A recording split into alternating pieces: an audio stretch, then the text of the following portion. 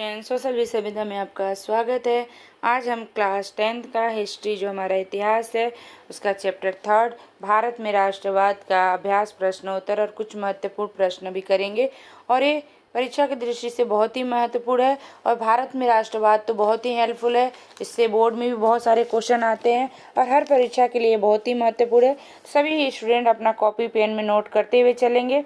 चलिए हम अब अभ्यास के प्रश्न शुरू करते हैं, फिर कुछ महत्वपूर्ण प्रश्न भी करेंगे। चलिए हम अपना पहला प्रश्न शुरू करते हैं। व्याख्या कीजिए। तो देखिए यहाँ 3 दिया हुआ है, क्या ख ग घ 4 दिया हुआ है। तो पहले हम पहला क्या के देखेंगे कि क्या क्या बता रहा है। तो अपने में राष्ट्रवाद के उदय की प्रक्रिया उपनिवेशवाद विरोधी आंदोलन से जुड़ी हुई क्यों थी। अब इसका आंसर देखेंगे हम यहाँ पे। चलिए देखते हैं आंसर हम इसका।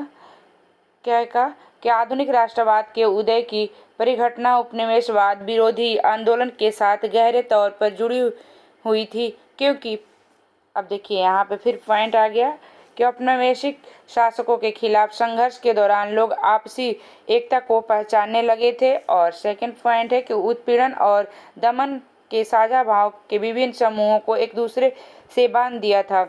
अब सेकंड है वियतनाम, चीन, बर्मा, भारत और लैटिन तथा अफ्रीका देशों में राष्ट्रीय आंदोलन सामाजिक, राजनीतिक और आर्थिक शोषण के कारण आरंभ हुए।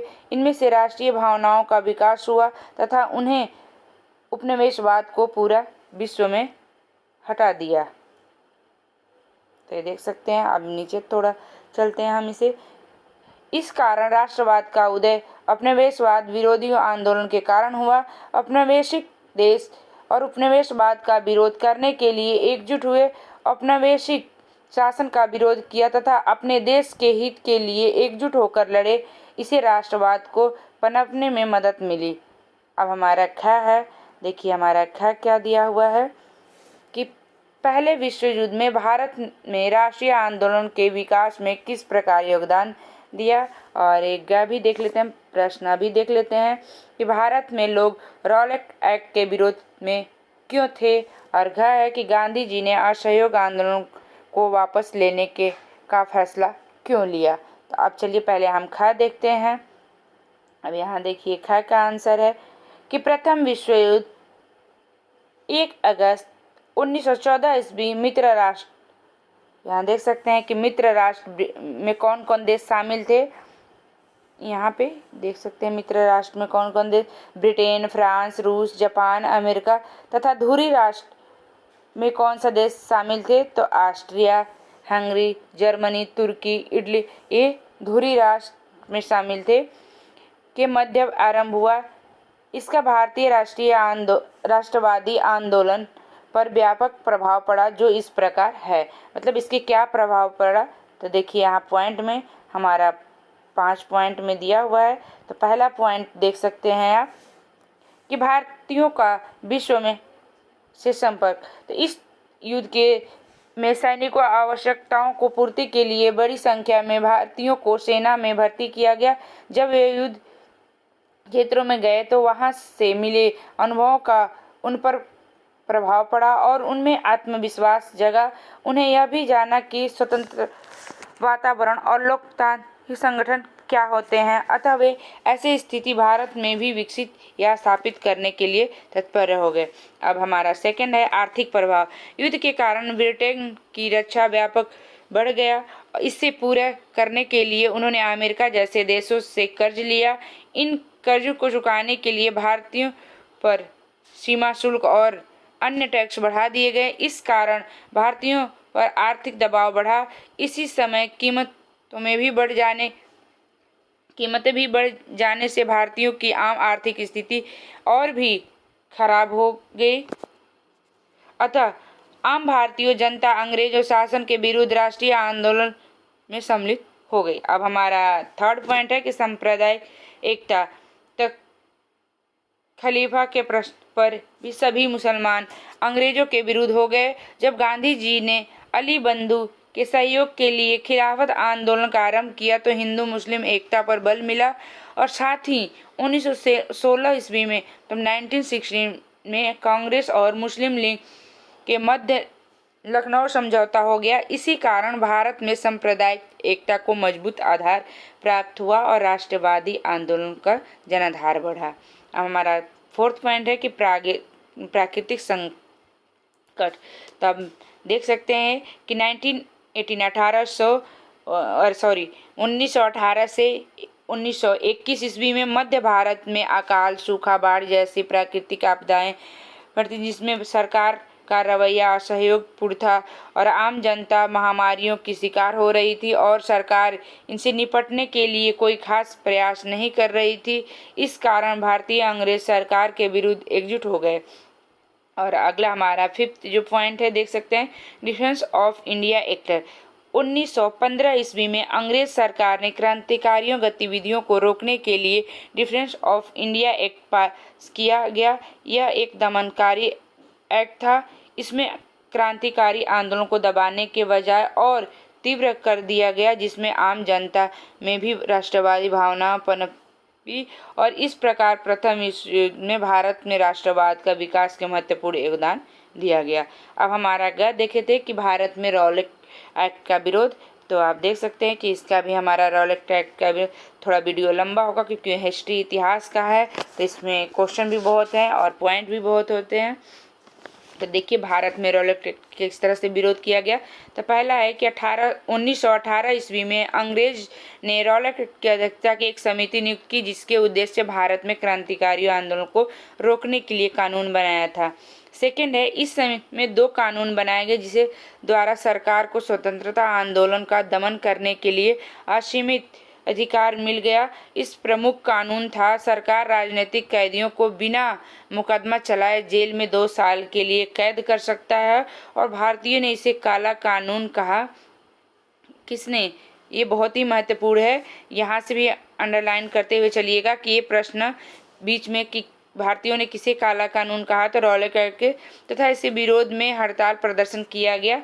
और थर्ड है कि गांधी जी ने भी इसे विरोध आंदोलन आरंभ करने का आह्वान किया। इसका यह विरोध अतः असहयोग आंदोलन का रूप प्रकट कर लिया। इसके बाद ही असहयोग आंदोलन शुरू हुआ। अब हमारा घ है। घ आप देख सकते थे कि घ में हमारा क्या था, तो घ में था गांधी जी ने असहयोग आंदोलन वापस कैसे लिया। तब चलिए हम देखते हैं कि असहयोग आंदोलन कैसे वापस। तो घ देखिए, 5 फरवरी 1922 में उत्तर प्रदेश के गोरखपुर जिले में स्थित चौरा चौरी नाम जगह पर यार से गुजर रहा एक शांतिपूर्ण जुलूस पुलिस के साथ हिंसक टकरार में बदल गया और आंदोलनकारियों ने कुछ पुलिस वालों को थाना में बंद कर आग लगा दी गई। इस घटना के बारे में सुनते ही महात्मा गांधी ने 12 फरवरी 1922 ईस्वी के असहयोग आंदोलन को आह्वान किया, मतलब रोक दिया। और उनको लगता था कि आंदोलन हिंसक होता जा रहा था, मतलब उन्हें लगा कि इसमें ज़्यादा हिंसक होगा, आक्रोश होगा, इसलिए आंदोलन उन्होंने रोक दिया। अब सेकंड है, सत्याग्रह के विचार का क्या मतलब है। आंसर देखिए अब इसका। सत्याग्रह के विचार के मूल आधार सत्य की शक्ति पर आग्रह तथा सत्य की खोज करना। गांधी जी इस पे प्रबल समर्थक थे तथा उन्होंने इसकी व्याख्या इस प्रकार की है। अब चलिए देखते हैं हम इसका। इसमें फोर्थ पॉइंट है, तो इस तरह से आप पॉइंट नोट करते हुए चलिए, पहला, दूसरा, तीसरा, चौथा। तो इस तरह से बीच बीच में हम दिखाते हुए चल रहे हैं, आप नोट भी करते चलिए, नहीं तो वीडियो बहुत लंबा हो जाएगा। तो आप ये कॉपी पेन लीजिए और इसे नोट करते हुए चलिए। बहुत ही महत्वपूर्ण चैप्टर है, तो इसे स्किप मत कीजिएगा, वीडियो को पूरा देखिएगा। और जो बच्चे हमारे चैनल पर नए हैं वो हमारे चैनल के लाइक सब्सक्राइब भी करिएगा। और हर तरह के आपको टीचिंग मटेरियल मिलेगी। आप कमेंट करके बताइएगा कि आपको किस तरह से टीचिंग मटेरियल चाहिए। अब देखिए थर्ड प्रश्न है, निम्नलिखित पर अखबार के रिपोर्ट, जलियांवाला बाग हत्याकांड और साइमन कमीशन। तो अब देखिए हमारा क्या है, जलियांवाला बाग हत्याकांड। तो जलियांवाला बाग हत्याकांड का था क्या था, अब देख सकते हैं कि संपादक टाइम ऑफ इंडिया दिल्ली महोदय, मतलब किस तरह से एक जैसे ये है कि रिपोर्ट अखबार में किस तरह से आया था कि कब घटनाएं घटित हुई थी। तो ये 13 अप्रैल 1919 की शाम जलियांवाला बाग के भयानक हत्याकांड हुआ, जिसमें विश्व मानवता को शर्मिंदा कर दिया। इसमें एक और अपना कहने वाली अंग्रेज सरकार थी, दूसरी तरफ असभ्य, अशिक्षित माने जाने वाले भारतीय थे। यह घटना इस प्रकार घटी कि डॉक्टर सैफुद्दीन किचलू और डॉक्टर सत्यपाल की गिरफ्तारी के विरोध में अमृतसर में सार्वजनिक हड़ताल हो गई तथा हर जगह जनसभाओं का आयोजन हो रहा था। और इसी समय आज 13 अप्रैल को बैसाखी वाले दिन लोग बैसाखी के मेले में सम्मिलित होने के लिए इस बाग में बड़ी संख्या में एकत्रित हुए थे। इस बाग में एक शांतिपूर्ण जनसभा भी चल रही थी। अचानक जनरल डायल जहर डिवीजन के कमांडर, मतलब ये रिपोर्ट है वहाँ का, कि सेना के टुकड़ियों के साथ वहाँ पहुँचा और उस बाग में के मुख्य द्वार बंद कर दिया गया तथा बिना किसी चेतावनी के निहत्थे लोगों पर गोलियां चलाने का आदेश दे दिया गया। और यह गोलीबारी 10 मिनट तक चलती रही। चूँकि लोग को बचाव का कोई मार्ग नहीं मिला, इसी कारण वे लोग फंस गए। प्राप्त जानकारी के अनुसार एकत्रित लोगों की संख्या 20,000 के आसपास थी। इसमें से 1,000 लोग मारे गए, जबकि सरकारी आंकड़े के अनुसार 300 मतलब 379 बता रहे हैं। इस घटना की जानकारी जैसे ही लोगों को प्राप्त हुई, उन्होंने सरकार के विरुद्ध आक्रोश और गुस्सा भड़क उठे तथा लोग अमृतसर तथा पंजाब अन्य भागों में तनाव का माहौल बन गया। अतः सरकार के स्थिति पर काबू पाने के लिए पंजाब में मार्शल लॉ लागू कर दिया गया था। तो इस तरह से देख सकते हैं। कहता मैं निवेदन करता हूँ, ये रिपोर्ट एक तैयार किया गया था, तो इस रिपोर्ट के बारे में। और इसी तरह सेम साइमन कमिश्नर का भी था कि 1928 में इंग्लैंड की सरकार ने सर जॉन साइमन की अध्यक्षता में 7 सदस्यों की एक कमीशन भारत भेजा गया। और इसे इसे भेजा गया, लेकिन इसमें कोई भारतीय शामिल नहीं था, इसलिए इसे काले झंडे दिखाकर साइमन गो के नारे, साइमन वापस जाओ के नारे लगाया गया था। तो इस तरह से देख सकते हैं, एक रिपोर्ट था। अब हमारा 4th है कि इस अध्याय में दी गई भारत माता की छवि और अध्याय 1 में दी गई जर्मेनिया की छवि की तुलना कीजिए। भारत माता और जर्मेनिया की छवि की तुलना, तो देखिए 2 दिया हुआ है कि भारत माता की और जर्मेनिया का, तो आप इस तरह से देख सकते हैं। अंतर है, डिफरेंस है कि उनको इस भारत माता की छवि रविंद्रनाथ टैगोर ने 1905 में बनाया था और जर्मेनिया की इस चित्रकार के फिलिप वेट ने 1848 ईस्वी में बनाया था। तो इस तरह से आप देखिए पॉइंट में दिया हुआ है और 5-5 पॉइंट है दोनों में, तो ये नोट करते हुए चलिएगा।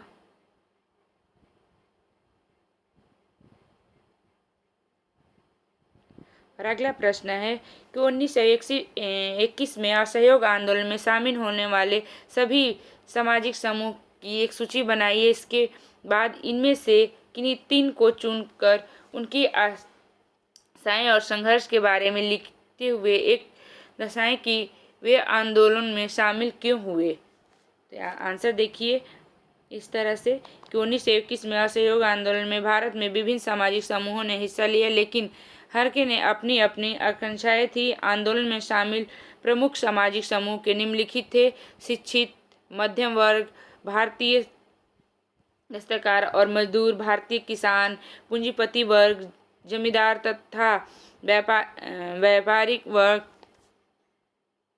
सभी ने असहयोग आंदोलन में भाग लिया था। तो इस तरह से देख सकते हैं कि शिक्षित मध्य वर्ग थे, व्यापारिक वर्ग थे और सामान्य जनता थी, तो उन्होंने सबने बढ़ चढ़ करके हिस्सा लिया था। शिक्षित वर्ग में शहर में शिक्षित मध्य में असहयोग आंदोलन की शुरुआत में हजारों विद्यार्थी ने स्कूल कॉलेज जाना छोड़ दिया था, शिक्षकों ने इस्तीफा दे दिया था, वकील ने मुकदमा लड़ना बंद कर दिया था। और शिक्षित वर्ग आंदोलन में शामिल इसलिए हुए क्योंकि उन्हें देखा कि उनके बार बार पढ़े लिखे अंग्रेज उनके अफसर बन जाते थे और भारतीय लोगों को वेतन भी अंग्रेज के मुकाबले कम मिलता था। वे केवल क्लर्क ही पैदा होते थे। इस तरह से देख सकते हैं कैसे भेदभावपूर्ण होता था। इसी कारण वो शिक्षित वर्ग लोग अंग्रेज सरकार के विरोध कर रहे थे। और व्यापारिक वर्ग, क्योंकि उन्हें व्यापार पर टैक्स लगाया जाता था, करने नहीं दिया जाता था और विदेशों में व्यापार पैसा लगाने के इनकार कर दिया जाता था और उन्हें कच्चा माल इस तरह अंग्रेजों ने सस्ते दामों पर खरीदते थे, इससे वो भी परेशान थे। सामान्य जनता के असहयोग आंदोलन में एक जन आंदोलन बन गया था, क्योंकि आम जनता ने भी विदेशी कपड़ों तथा चीज़ों के बहिष्कार किया। शराब की दुकानें को पिकेट कर दिया गया और विदेशी कपड़ों की होली जलाई गई। आम जनता अंग्रेजों के अत्याचार से दुखी हो चुकी थी, इसलिए वे बढ़ चढ़ करके असहयोग आंदोलन में हिस्सा ली। बागान मजदूर गांधी जी के विचार और स्वराज की अवधारणा जब मजदूरों को समझ में आई, तब वे बागानों की चार दीवारियों को बाहर निकलने और राष्ट्रीय आंदोलन में सम्मिलित हो गए। वो अपने अधिकार को अवहेलना करने लगे और लगे कि वे बागान में काम छोड़कर अपने घर को लौटेंगे, और क्योंकि उन्हें लगने लगा कि गांधी राज आते ही सबको जमीन मिल जाएगी। अब देखिए अगला प्रश्न है कि नमक यात्रा की चर्चा करते हुए स्पष्ट करें कि यह उपनिवेशवाद के खिलाफ प्रतिरोध के एक असरदार प्रतीक था। तो अब देखिए आंसर नीचे दिया हुआ है, तो इस तरह से देख सकते हैं।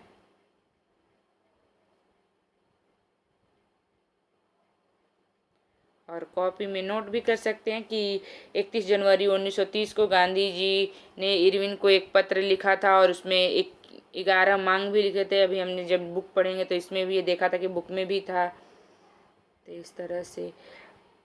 और यहाँ देख सकते हैं कि 11 मार्च तक उनकी मांगे नहीं मानी, तो 12 मार्च के 1930 के गांधी जी ने अपने 56 सहयोग के साथ नमक यात्रा शुरू की और यह यात्रा साबरमती दांडी नामक गुजरात के तटीय कस्बे से जाकर ख़त्म होनी थी। 6 अप्रैल को दांडी पहुंचे और उन्होंने समुद्र के पानी उबालकर नमक बनाना शुरू कर दिया था। यह कानून का उल्लंघन था। तो इस तरह से देख सकते हैं यह उपनिवेशवाद के खिलाफ प्रतिरोध की एक असरदार प्रतीक था। तो इसमें भी 2 पॉइंट दिया हुआ है, पहला और दूसरा पॉइंट देख सकते हैं इस तरह से। और कितने यह साबरमती 240 किलोमीटर दूर दांडी जाकर समाप्त होनी थी और गांधी जी की टोली में 23 दिन तक हर रोज लगभग 10 मील तक सफ़र तय करते थे और सबसे मिलते हुलते चलते थे। थर्ड पॉइंट है, कल्पना कीजिए कि आप सिविल नामी आंदोलन में हिस्सा लेने वाली महिला हैं और बताइए कि इस अनुभव का आपके जीवन पर क्या अर्थ है।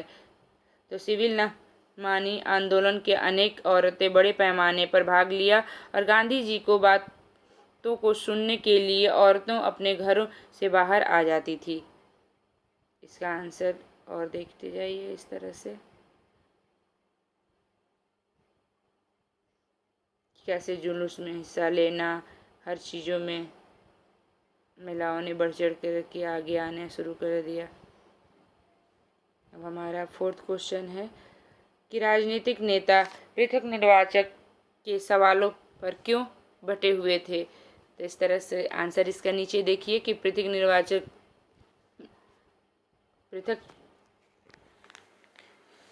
चुनाव प्रणाली का अभिप्राय ऐसा चुनाव क्षेत्र से है जिनका निर्माण धर्म के आधार पर किया जाए, अर्थात एक धर्म का व्यक्ति केवल अपने धर्म के व्यक्ति को ही वोट देगा। अंग्रेज ने भारत में फूट डालने के लिए पृथक निर्वाचन क्षेत्रों का निर्माण किया और अपने इस कार्य का अंग्रेज सरकार काफ़ी हद तक सफल रही, क्योंकि वह पृथक निर्वाचन क्षेत्र पर भारतीय आपस में बट गए।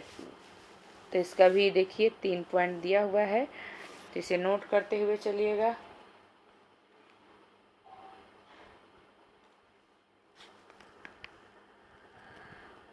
इस तरह से और ये देखते जाइए। और ये नीचे कुछ प्रयोजनकार प्रोजेक्ट वर्क भी दिया हुआ है कि कार्निया के उपनिवेशवादी विरोधी आंदोलन का अध्ययन करें और भारत में राष्ट्रीय आंदोलन की तुलना कीनिया के स्वतंत्र संघर्ष करें। कीनिया के बारे में दिया हुआ है, तो ये आंसर भी देख सकते हैं कि 1498 में 1498 ईस्वी में वास्को डी गामा किस तरह से कोलंबस पहुँचे और कहाँ से फिर क्या हुआ। तो आंसर इस तरह से देखते हुए चलिए।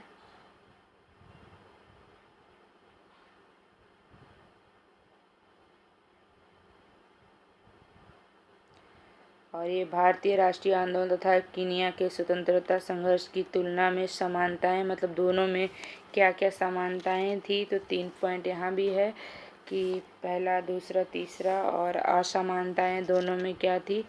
तो इस तरह से असमानताएं देखिए, तो यहाँ भी 3 पॉइंट तक है। पहला है और दूसरा देखिए,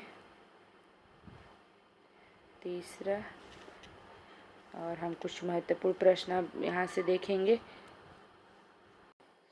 अब ये देखिए कुछ वन लाइनर क्वेश्चन है। फिर भारतीय राष्ट्रीय कांग्रेस की स्थापना कब हुई? तो 1885 ईस्वी में। अब अगला है, भारतीय राष्ट्रीय कांग्रेस के पहले अध्यक्ष कौन थे? तो व्योम चंद्र बनर्जी थे। और अगला प्रश्न है कि 1922 में महात्मा गांधी ने असहयोग आंदोलन वापस क्यों लिया? तो अभी हमने देखा कि चौरा चौरी हिंसक घटना के कारण हुआ। थर्ड होगा आंसर इसका। और अगला फोर्थ का है कि हिंद स्वराज नामक पुस्तक की रचना किसने की, किसके द्वारा की गई? तो ये देख सकते हैं कि महात्मा गांधी के द्वारा की गई। फोर्थ आंसर है। मुस्लिम लीग की स्थापना कब हुई? तो देख सकते हैं 1906 ईस्वी में हुई। इसका आंसर 2 होगा। और गांधी जी ने किस वर्ष बिहार चंपारण इलाके में दौरा किया था? तो 1917 ईस्वी में। इसका सेकेंड आंसर होगा। असहयोग खिलाफत आंदोलन कब शुरू हुआ? तो जनवरी 1920 ईस्वी में। पहला आंसर होगा। असहयोग आंदोलन के दौरान अवध के किसानों का नेतृत्व कौन कर रहा था? तो बाबा रामचंद्र कर रहे थे। सेकंड होगा। और अगला प्रश्न है, आंध्र प्रदेश के गुड़ेम पहाड़ियों के आदिवासी किसानों का विरोध का नेतृत्व किसने किया था? तो देख सकते हैं अल्लारू सीता रामराज थे, जो हमारा सेकंड आंसर है। और किस दशक की शुरुआत में उग्र गुलेरिया आंदोलन फैला था? तो देख सकते हैं 1920 के दशक में। फर्स्ट आंसर होगा। और वंदे मातरम राष्ट्रीय गीत किसने लिखा था? तो रविन्द्रनाथ टैगोर ने लिखा था। सेकंड आंसर होगा। पूना पैक्ट क्या था? तो आप देख सकते हैं यहाँ आंसर इसका फर्स्ट होगा कि गांधी जी और डॉक्टर अंबेडकर के बीच समझौता हुआ था, वो पूना पैक्ट था। और डिस्कवरी ऑफ इंडिया पुस्तक का लेखक कौन है? तो हमारा थर्ड होगा, जवाहरलाल नेहरू हैं। और रविन्द्रनाथ टैगोर कौन थे? तो एक चित्रकार थे। थर्ड ऑप्शन होगा। The folklores of southern India किसने लिखा था? तो रविन्द्रनाथ टैगोर ने। फर्स्ट आंसर होगा। सन 1929 में 1929 में किस शहर में हिंदुस्तान सोशलिस्ट रिपब्लिकेशन आर्मी की स्थापना की गई? तो ये दिल्ली में की गई। सेकेंड ऑप्शन है। The folklores of southern India नामक लोक कथाओं के संग वाली किताब निम्न में से किस भाषा में छपी थी? तो ये आंसर इसका देखिए तमिल में छपी थी। इसका सेकेंड है। और हमारा 18 क्वेश्चन है कि गांधी जी ने सबने अवज्ञा आंदोलन आरंभ किन महत्वपूर्ण घटनाओं के साथ किया था? तो नमक कानून तोड़ो। और सेकेंड है कि स्वदेशी वस्तुओं को अपनाकर और विदेशी वस्तुओं का बहिष्कार करके। अब हमारा 19 क्वेश्चन है कि किसके नेतृत्व में अवध किसान का सभा गठन किया गया? तो अभी हमने देखा था कि बाबा रामचंद्र का। और हमारा 20 क्वेश्चन है, साइमन कमीशन कब भारत पहुंचा और किसके विरोध में? तो देख सकते हैं कि सन 1927 में भारत पहुंचा और किसी भी भारतीय सदस्य इनमें शामिल नहीं किए जाने के कारण विरोध हुआ था। और अगला है, दक्षिण अफ्रीका से आने के बाद गांधी जी ने किन स्थानों पर सत्याग्रह आंदोलन चलाया? तो आंसर देखिए चंपारण, खेड़ा और अहमदाबाद। और 22 नंबर के क्वेश्चन है, मद्रास की नटेश शास्त्री तमिल के किस विशाल संख्या की 4 खंडों में प्रकाशित किया था? तो द फोकलिस्ट ऑफ सदर्न इंडिया सत्याग्रह के विचार किन्हीं 2 बातों पर जोर दिया जाता था? आंसर है इसका सत्य की शक्ति का पर आग्रह, असत्य की खोज।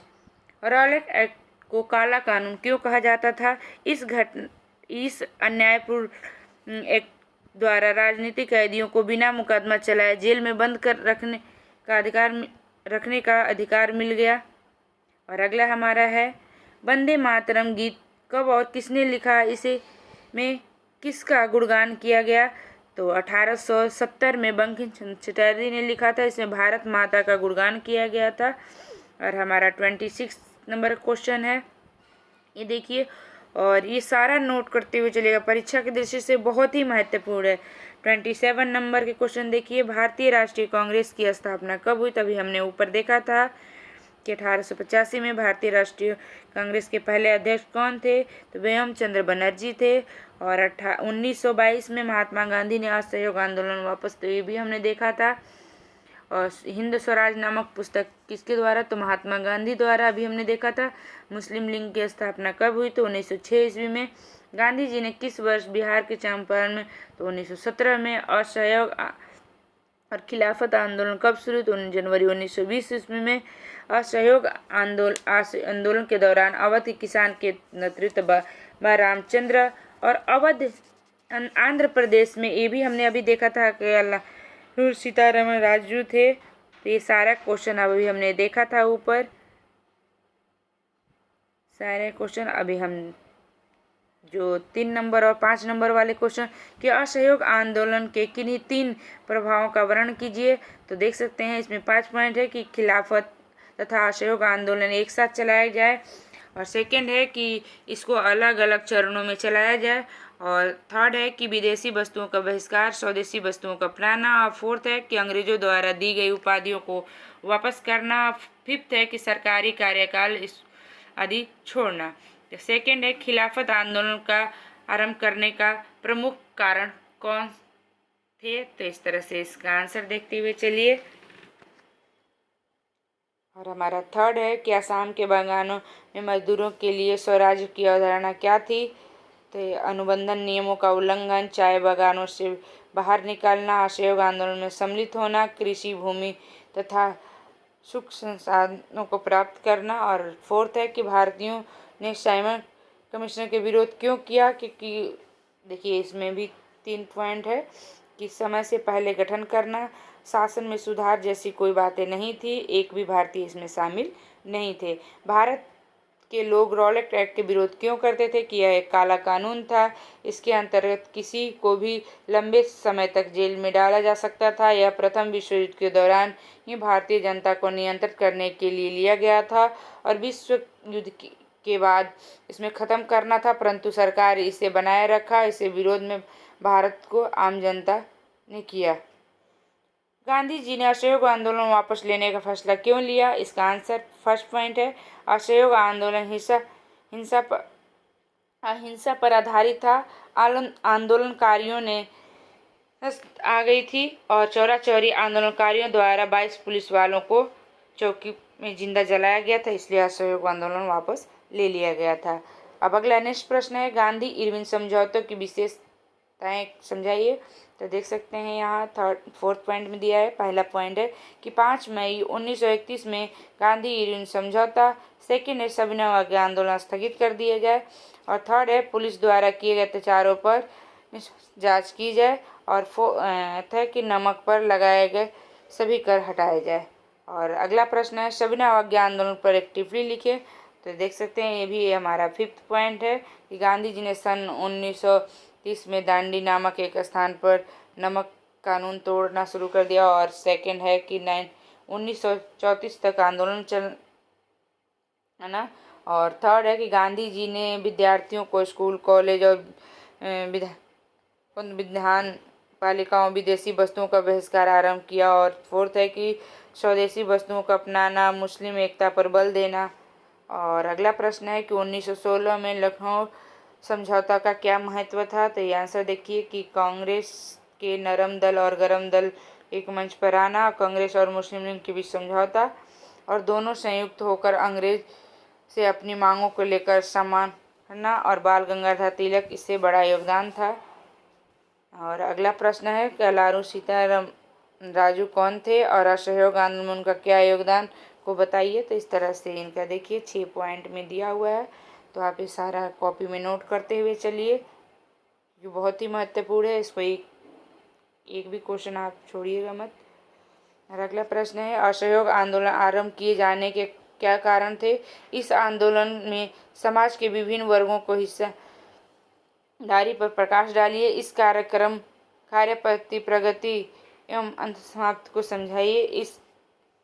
इसका आंसर है आंदोलन का कारण, तो यहाँ देखिए 5 कारण दिए हुए हैं, तो आप नोट करते हुए चलिएगा। और इस तरह से देखिए, और विभिन्न भागों का हिस्सेदारी, शहरों में आंदोलन, ग्रामीण इलाकों में विद्रोह, आदिवासी क्षेत्रों का विरोध, बागानों में स्वराज्य और कार्यपद्धति। तो देख सकते हैं कि कार्यपद्धति किस चरण वंत योजना प्रक्रिया, प्रथम चरण, दूसरे चरण में और समाप्ति। तो गांधी जी द्वारा चौरा चौरी में हुए हिंसक घटनाओं के फलस्वरूप आंदोलन वापस ले लिया गया था। तो इस तरह से जो हमारा 12 नंबर के क्वेश्चन है, खिलाफत आंदोलन के आरंभ करने के मुख्य कारण कौन से थे? भारतीय राष्ट्रीय आंदोलन के उनका क्या योगदान था?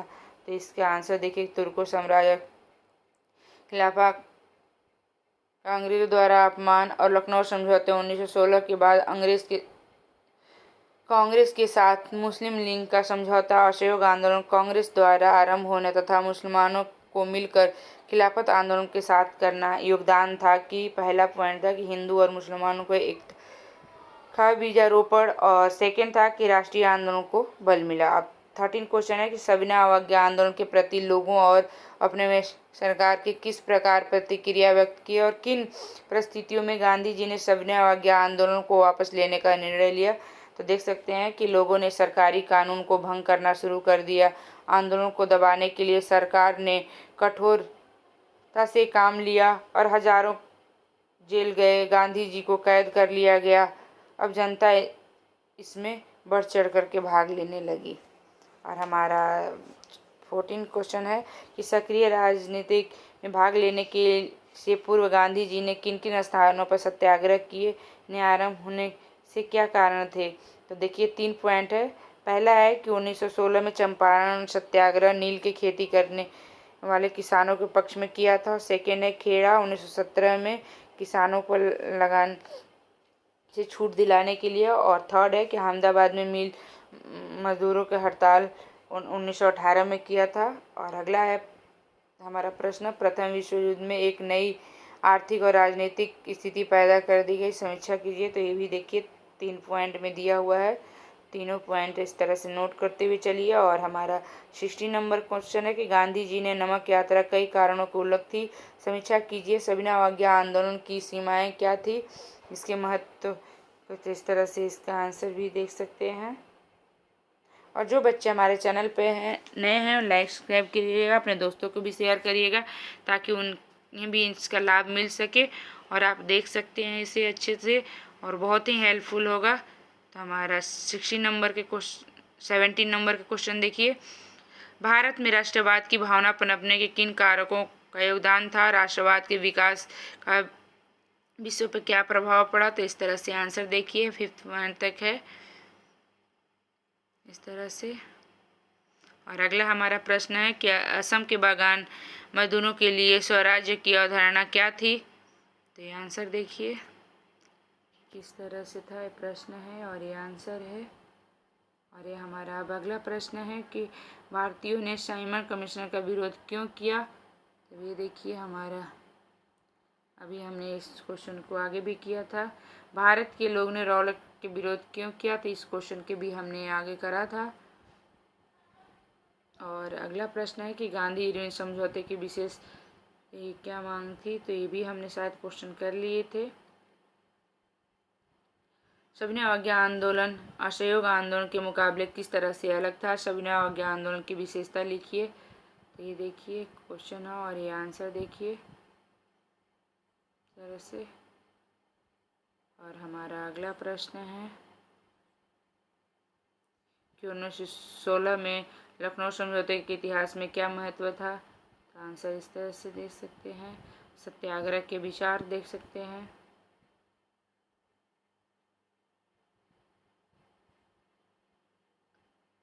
अल्लूरी सीताराम राजू कौन थे? असहयोग आंदोलन में उनका क्या योगदान था? तो ये आंसर देख सकते हैं।